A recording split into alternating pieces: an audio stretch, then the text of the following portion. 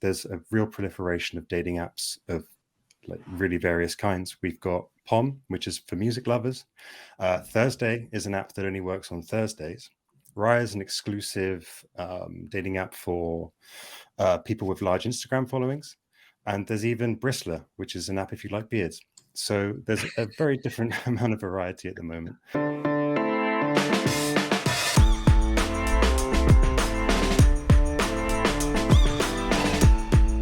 Is love in the air, as the old song goes, or is it in the app? 40% of couples now find each other via digital dating services. It's not the singles bar anymore. It's not the friends of friends. It's not the other traditional ways. Today, that means dating apps, and that's an $8.5 billion opportunity by 2024.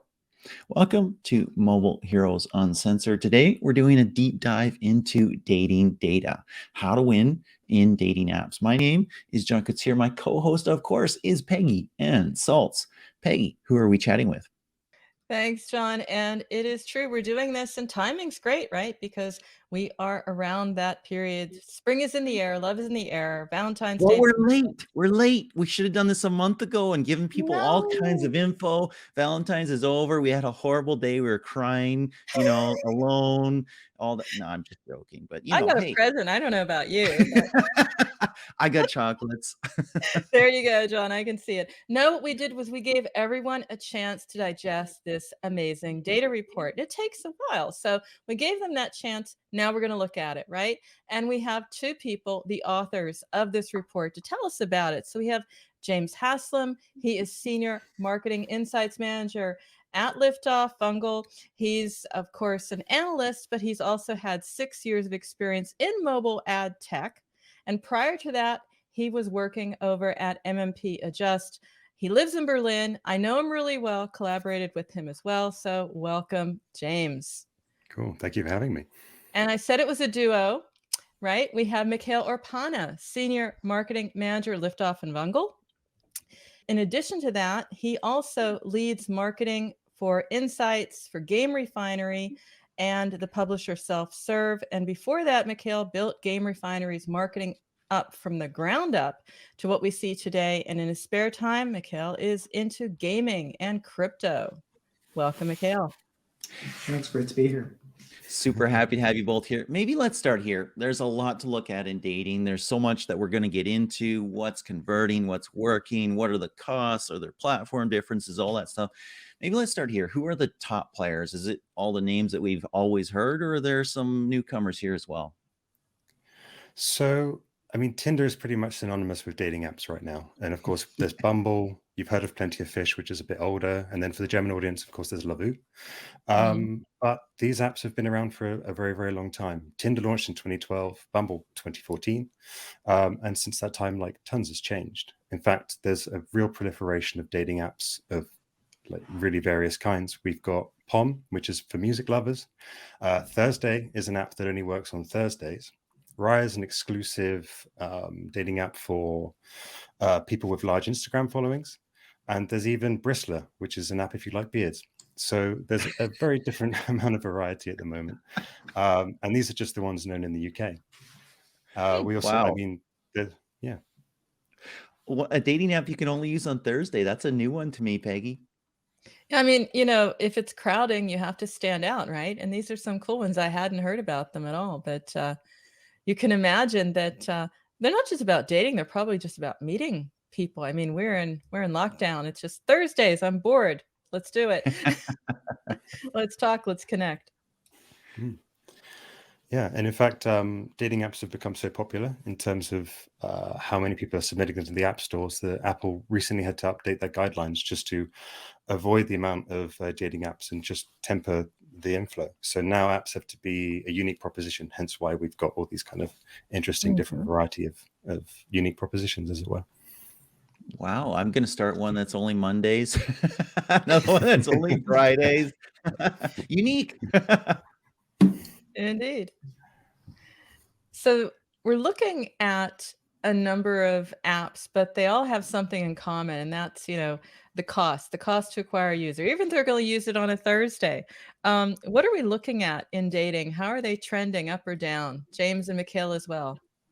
Yeah, so I think, overall costs are a bit on the rise. If we look at the average cost for the year, it was a little over $2.50 globally. But, by the time we got into, October, we're looking at, over $4.50. And that's a double year on year.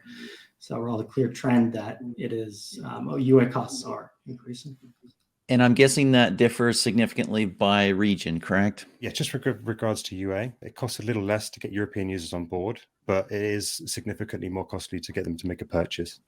There could be, a multitude of reasons why that might be, but it just seems that European users are a bit tighter in purse strings. In North America, it's much the opposite. So American and Canadian users are 5 times as more likely to make a purchase as those European users. In APAC, it's sort of in the middle. They have a high conversion or a high cost of registration. So it costs much more for them to actually get on the app, but that might be because a lot of apps in particularly Japan make their male users pay up front. So that might just drive up the cost to convert. Again, one of many factors, but over in Japan, the registration cost is about $15. Wow. So that's a good segue, because we wanted to also not just talk about acquisition, but retention. And that is about converting people who just install the app into a registered user or a subscriber. How difficult is that, and what kind of costs are we looking at there? It really depends on the model when it comes to converting a user onto an app. As I've kind of stated, if you're putting a paywall up in front of a user before they've even had a chance to use it, that will drive up costs quite significantly. Users also have to do a ton. It's not like getting a hyper casual game where you're pretty much into the action as soon as you've downloaded the app. You have to make a profile. You have to accept terms. In some cases, you actually have to upload driver's license or ID. All of these things create issues for the user, whether they want to download something or not. So that all makes it much less likely for users to convert than they might. And that's why we see a conversion rate of about 50% between the install and the registration. Mm-hmm, mm-hmm. Do you see significant differences between iOS and Android here? We do, actually. And it was a bit of a surprise what we found out. Android installs cost less, that much we would expect. And we also see that iOS users register a bit higher, about 2 times as much as Android. So they are certainly like better quality looking users. But the surprise is that it costs more to convert an Android user, where we would expect it to normally cost a little less. That's probably to do with app makeup, but it's certainly interesting, as we would always expect Android costs to be slightly lower. Interesting. So you've got the differences in platforms. There's also seasonal differences, and maybe there's times when you can get one or the other. I'm not sure, but we just had Valentine's Day. That's the best time, probably. I'm assuming, maybe not. Maybe it's too loud, and it's not the best time to be marketing a dating app. What are some of the seasonal trends you're seeing, or is it just like love is universal? Every month we're interested in it. Well, I think maybe the difference is that, how are people looking for love? And I think it's, of course, you have Valentine's Day and seasonality in that sense, but you can also think about it in terms of, for example, time of year. So during the summer months, people are going out a lot more looking for love, perhaps the old-fashioned way. But then again, you're getting into colder winter months. People are at home, especially the past few years during quarantine. You're spending a lot more time on your phone and trying to find love that way. So I think, maybe a different type of seasonality there. That's Any super interesting. recommendations? Oh, Sorry, go John. ahead, Peggy. I was gonna say, You go any ahead. recommendations based on that? Because, you've been doing dating apps for a while. I've read the other ones. You've done one dating app that was really just a really cool infographic. It was all there in one place. Any seasonal trends where you can say, this is the season to focus on, or this is a better time to market? I mean, so on a weekly basis, we always see that user spikes on Sunday. That's pretty much across the board, and most people are accessing apps throughout the day. But on a yearly basis, really September, October, as it's known in Germany, Peggy, cuffing season is very popular. And that tends to be the time when people are most likely to try apps out. And certainly, up right until Christmas, and then use kind of slows down. So I think for a lot of app marketers, probably the best time to produce seasonal offers is around September or October. If you really want to get people who are just actually using the app for the first time, or just know that this is the season to be searching, it's probably the best time. So right after that vacation relationship hit the skids, it's time to get into the dating app in September. All right. Right. I was thinking it's a little tough on the Thursday app if, the busiest time is Sunday. It's like, Right. well, it sucks to be me. I mean, but I'm guessing there's a niche. There always is. We're talking about a lot of differences, platform, time, region, all that stuff. What about targeting men versus targeting women? Do you see significant differences there? Well, of course, varies by region, and your app is, seeing more men versus women, which is quite common. In these cases, I think in terms of targeting your campaign optimizations, what you can do is, for example, like if you're trying to grow your female audience, you're focusing on top of funnel UA metrics. Whereas and in that case, on the male side, you would be looking more at bottom funnel campaign metrics like ROAS, for example. But I think it might also then differ in terms of the creatives you're using. So if you're, of course, trying to grow a male audience, then you would be focusing more on creatives that are predominantly featuring women, and then vice versa. But it might also then, of course, something that we see in apps is that there might also be differences in terms of perks that you offer. So if you're trying to grow a female audience, they might get some free perks, whereas male registrants won't see the same benefits. Right. I have to interject, John, because obviously I'm not in dating apps, and they've changed since I might have been checking them out. What are these perks and purchases? I mean, what is it that I'm buying into now in a dating app? And is there any way to differentiate there that you've seen very interesting? I remember it was, a lot of gifting, and I remember even you could, give someone a 6-pack, for example, and flowers, and this goes back a ways. And there were apps that did this, John. And I'm sure we're past that. Yeah, a 6-pack. A 6-pack. Seriously. Is that like a fitness subscription or something like that to get a 6-pack, or is that like the 6-pack that you stomp on the table? These were valuable gifts, and they were paid with virtual currency. It was a big deal. But what are they like now, and how are you seeing maybe some apps differentiate or how they market them? It's a bit of a smorgasbord, but there are kind of trends. They all have different names, but they all generally do the same thing. You'll get some in-app purchases where you're just trying to get someone's attention. So you send, in Tinder terms, that's a super like, but you're basically getting your profile to the top of someone else so that they can see you. And that's if you really like someone. You also have subscription tiers. So they'll have features. I'll go back to Tinder again. You can see who likes you, so that cuts out a lot of nonsense where you can just swipe through people that have already indicated interest. And then there's also unlockables such as being able to choose your location, so you can send yourself out anywhere around in the world. If you're a frequent traveler post-pandemic, hopefully, then you might use that app in advance of going somewhere. So there's perks like that that are either one-offs or part of the subscription package. So let's jump back on the acquisition side of things. Obviously, we have, if we're a dating marketer, the full suite of types of ads at our disposal to acquire new users. What's working best, and how do you make sure your ad and all the elements of it stand out? Do I have an answer for you, John? So I hope so.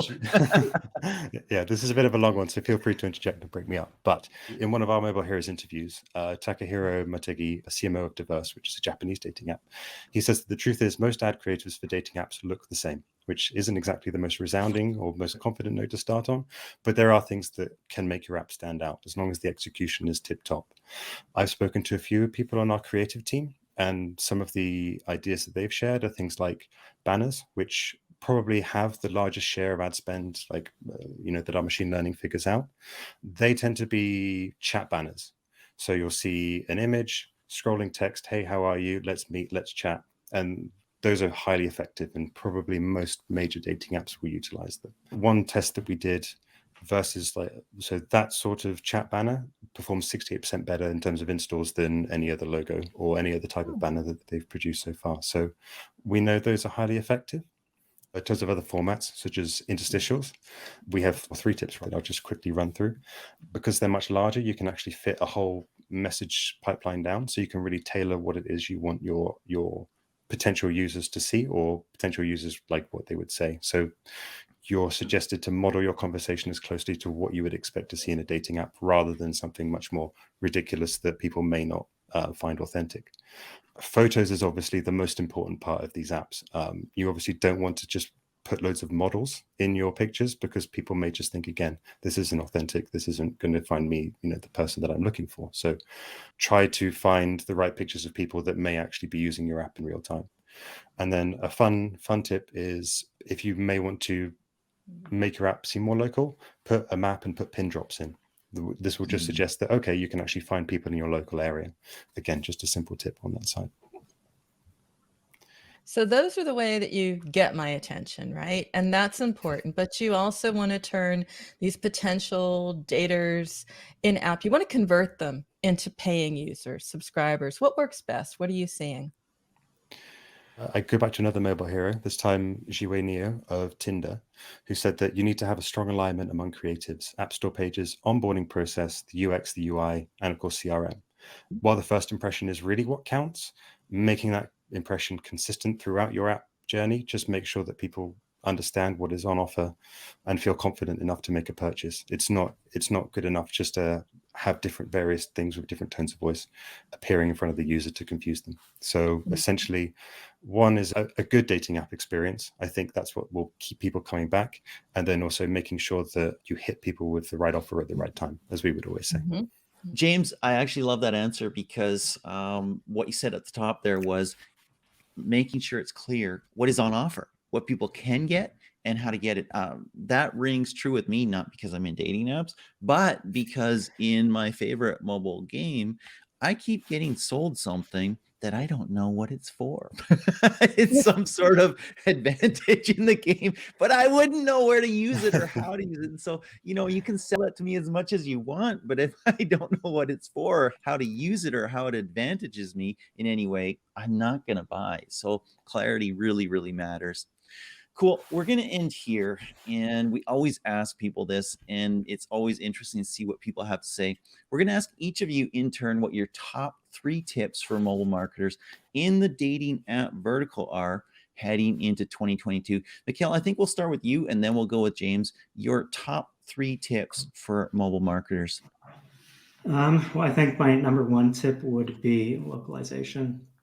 So I think it's important to, especially nowadays, if we look at how competitive the dating app market is, that you're actually tapping into those local needs, because there's a lot of variation between markets, what people are looking for, what people are expecting, sort of to James's earlier point, and that you're tapping into that need. And that's also why some of the new apps that we're seeing, and some of the ones that James mentioned earlier on, why they're seeing success, is that they're sort of tapping more into that, local environment. And for example, what people want from a dating app in a city is not necessarily the same thing as what you'll want from a dating app in, for example, a more rural area. Yes, I think another thing is safety. So if anybody's watched Tinder Swindler recently, is that, of course, while a lot of people are looking for love, and that's, the main reason people use it, there are also, people out there who are using dating apps for more nefarious purposes. And I think that's where it's important to balance safety between actually, providing that experience so that people can then actually truly find love and not just believe they are. And then, for example, that example, getting swindled. Yes. Or worse. Or worse, exactly, which, we definitely, nobody wants that. And then I think the third one is that if we think about the past few years, we've all been in quarantine, we've been sitting at home. I think, a lot of people are looking for that right person more than ever, but at the same time, you have this enormous amount of apps, and it may be hard to distinguish which one is the right for you. And that, authentic experience is that you make your marketing more authentic by, for example, hosting local events, and then that can also be leveraged for content, ads, and so forth in a more authentic manner than just what I think is what typically the experience may be, that it's sort of this stock image library that people are running. Very cool. Very across. cool, Michael. Thank you. That's great. James, did he leave anything for you? Is there anything else? Do you have an additional tip, or did he just steal all the good ones? I would like to build on what Mikael says, especially around localization. I mean, Peggy, I think we've talked about localization in every report we've ever collaborated on, so it's definitely a lesson I know very well. But there's a lot of nuance. It's not even just translations, as I think many of us know, but even, and I hate to say it, John and Peggy, but some apps just might be too American for a European audience. And and messaging like that may work in one very specific scenario, may just totally die out when it reaches a new market. But then even extending onto that, it becomes something about customs. I mean, matchmaking is a super sensitive topic, especially in more conservative regions, but still worth the, I think, time to kind of break through and provide people with these like important services. So essentially, for UA to work for a lot of these companies is heavily investing in localization and working with people on the ground to make sure that their app isn't turning people off. I think that's pretty key. And yes, to build on Mikael's third point, certainly we'll see more and more companies doing events, because as he's mentioned, we've spent 2 years being told to stand 2 meters apart. Maybe now it's time that we try and bring people together. And that just means that while not strictly UA, it will certainly mean more of a push to getting people together in events. And that's part of your guys' favorite dating app Thursday. That's part of their strategy. They specifically do events on Thursdays now. Don't tell. I was just going to say, you meet on a Thursday. I was going to say, brainstorm here. And if you And find somebody you like, then you meet on the Friday. I mean, it's perfect, right? Yeah. Wow, nice. Cool. Well, that is awesome, James. That is awesome. Mikael, thank you so much. We do appreciate all the insight that you had to offer. If you're listening to the audio podcast, check out the YouTube, because we'll be showing snippets of the report and other things that James and Mikael have created. Isn't that correct, Peggy? Absolutely. And as usual, it's just great to have you put some context to the data, and not just the numbers, but some explanation, something that marketers can really benefit from, can learn from. Thanks for sharing. You've been on our show. That shows that we shine a light on the best and coolest marketers, or people who know about the market. And hey, if you're listening in and you think you have these superpowers, you want to be a mobile hero, check out the page over at Liftoff, or just ping us, John, on LinkedIn and Twitter. That's where we are, right? And we'll set you up with your own show. Wonderful. Thank you so much, Peggy. Thanks, James. Thanks, Mikael. It was a real pleasure. Cool. No, thank you very much for having us. Thanks.